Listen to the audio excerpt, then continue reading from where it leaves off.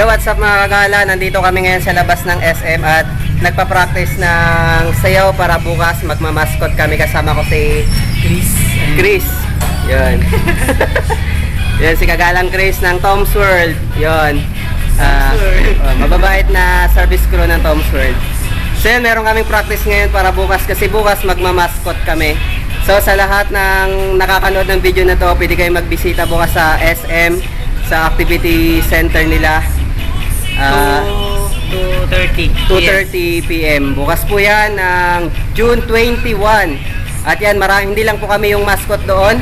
Marami pa pong mascot na ihanda yung Baragatan regarding sa programa ng Batang Anghel. Yung charity event po ito.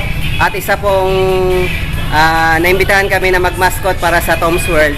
Ako si Tom at siya si Joy. So pwede po ninyong dalahin yung mga anak ninyo para magpa-picture bukas sa iba't ibang mascot sa gaganaping activity bukas. So ito po yung aming... Mamimigay kami ng mga candy. Yun, may mga candy pa pala mamimigay. Yung Tom's? Meron.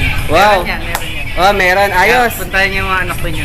Yun. Pagtapos nyo manood, diretso kayo sa Tom's World para maglaro. Kasi talagang yung Tom's World ay para sa mga bata. Hindi lang sa mga bata, kundi pati sa mga nanay nila matatanda.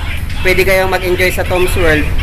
Kasi sabi nga ng Tom's World, absolute fun is for everyone. Alright. So may gusto kang shoutout kasamang Chris. Shoutout sa mga kaibigan nila at mga kasuway. Alright, taga saan ka Chris?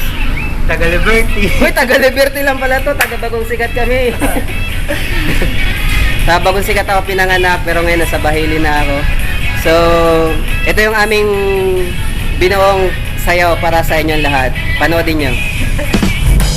Yan.